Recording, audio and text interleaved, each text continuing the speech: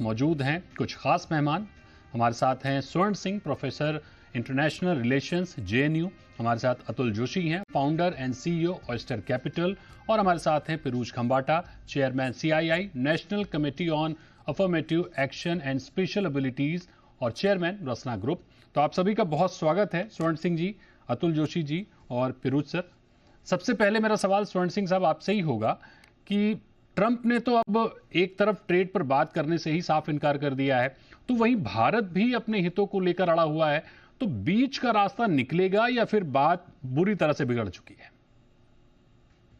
अभी तक तो राष्ट्रपति ट्रंप का रवैया बहुत ही आक्रामक है। पर मुझे लगता है कि जिस तरह से पहले 6 महीनों में हमने देखा है कि पहले भी उन्होंने इस तरह की टैरिफ्स बढ़ाई हैं, फिर उसको बातचीत से कम भी किया है। चीन का उदाहरण हमारे सामने है, 145% टैरिफ लगाए थे, अब वो कम करके 30% हो गए हैं। तो ये संभावना बनी रहेगी कि शायद किसी तरह से बातचीत से टैरिफ को कम किया जा सकता है। पर यदि इस तरह से टैरिफ 50% तक रहेंगे तो जाहिर है कि फिर ये सभी देश कोशिश करेंगे कि दूसरे विकल्पों की तलाश करें और दूसरे डेस्टिनेशंस को अपना निर्यात करने की कोशिश करें।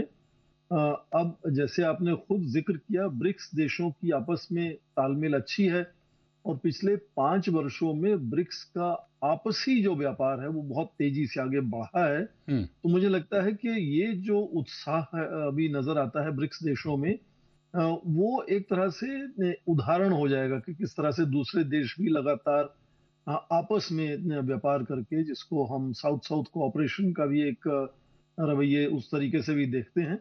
तो इस तरह के टैरिफ हाइक से अमेरिका के निर्यात में कोई बढ़ोतरी होने वाली नहीं है, वहां के उत्पाद में बढ़ोतरी होने वाली नहीं है।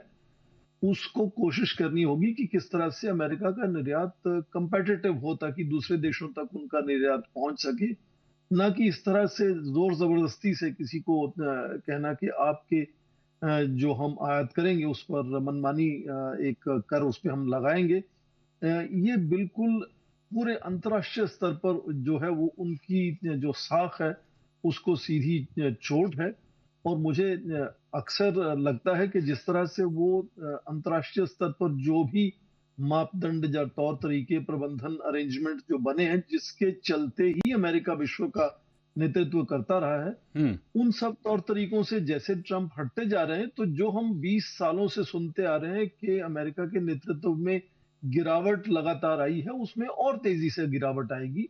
और पहले ही आप देखें कि जो 60 के दशक में विश्व की 40% जो जीडीपी थी वो केवल अमेरिका की थी, वो अब घटकर 24% रह गई है। बिल्कुल। तो ये इस तरह से यदि सभी देशों को नाराज करेंगे तो जाहिर है कि इनका नेतृत्व जो है वो बिल्कुल और कमजोर होगा और दूसरे देश उभर कर सामने आएंगे, वो सब जिम्मेदारियां उठाएंगे जो जिससे विश्व में शांति, संतुलन, समृद्धि बनाने की बिल्कुल। कोशिशें लगातार होती रहती हैं। तो ये अपने आप में सस्टेनेबल नहीं है, मैं ये बात कहना चाह रहा हूँ। नहीं, बिल्कुल स्पष्ट आपने सही बात कही, लेकिन सर एक अहम बात यह है कि बात करने से ही तो बात निकलती है, रास्ते तो बात करने से निकलते हैं ना। और आप तो स्पष्ट बोल रहे हैं कि हमें इस पर बात ही नहीं करनी है। जब बात ही नहीं होगी तो फिर रास्ते कहां से निकलेंगे? हाँ, बात के बिना तो कोई भी अंतर्राष्ट्रीय संबंध आप नहीं चला सकते। एक अमेरिका में आइसोलेशनिज्म की बात हम अक्सर सुनते हैं कि उनको लगता है कि अपनी समृद्धि का जो ध्यान है वो केवल अपनी सीमाओं के अंदर ही देना होगा। पर आज का विश्व आप देखें इतने जटिल तरीके से जुड़ा हुआ है पूरा विश्व कि आप इस तरह से अलग थलग अपनी समृद्धि नहीं ढूंढ सकते।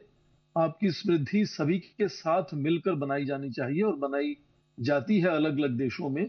चीन का जो इस तरह से अचानक आर्थिक उदय हुआ है उसका पूरा विश्व से जुड़कर इस तरह से हुआ है। बिल्कुल। कितना निवेश विदेशों से आया है, पश्चिमी देशों से आया है। तो अमेरिका यदि चाहता है कि बातचीत नहीं करेंगे तो उससे तो कुछ भी सुलझने वाला नहीं है।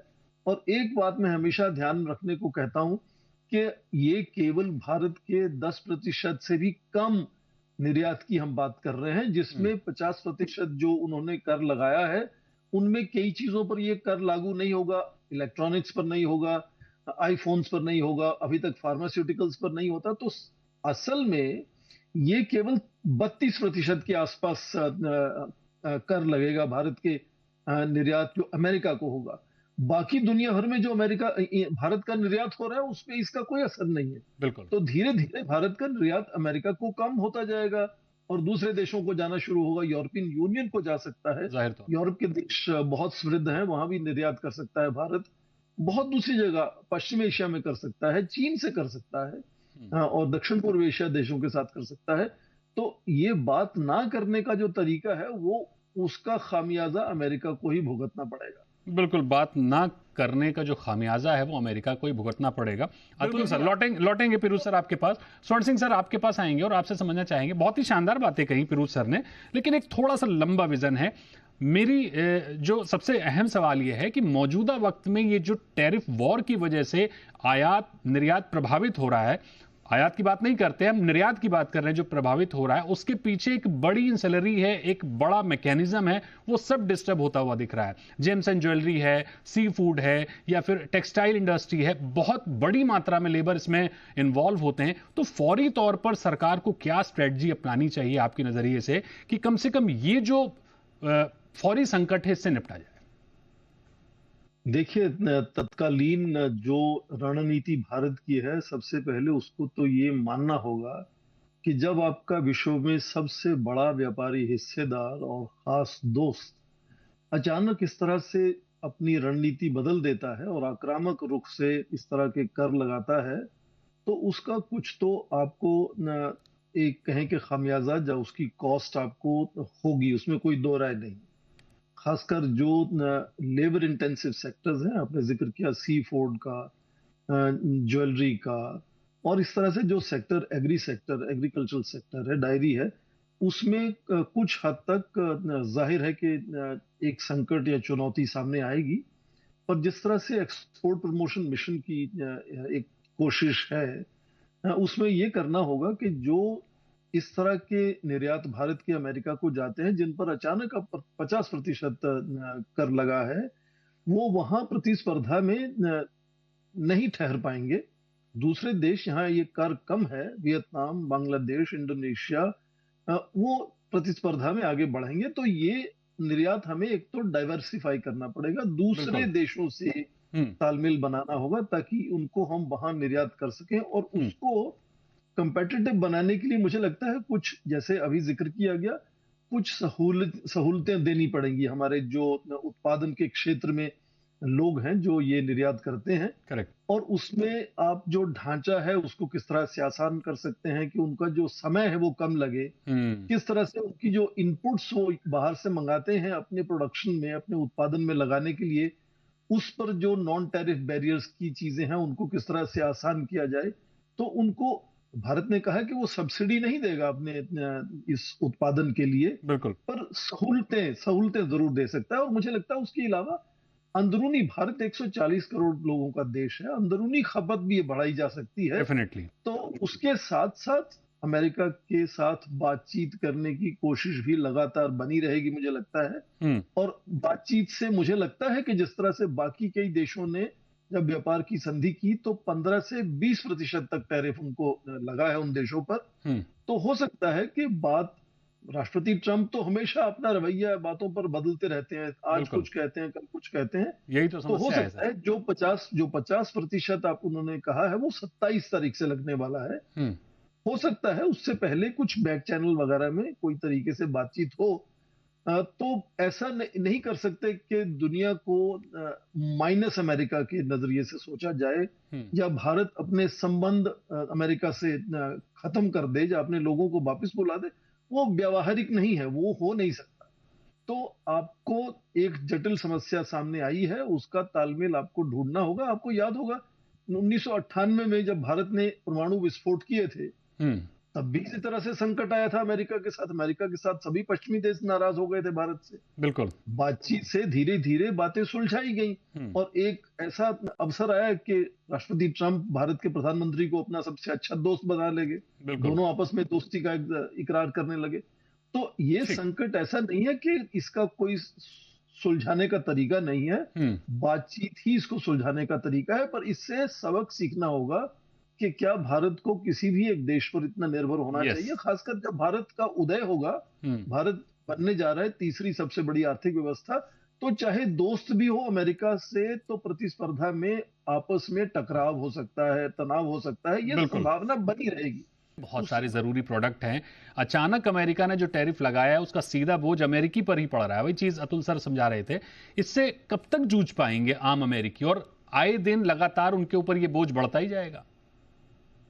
अमेरिकी जो कंज्यूमर है, जाहिर है सीधा इमीडिएट असर जो है वो कीमतों पर पड़ेगा। हम्म।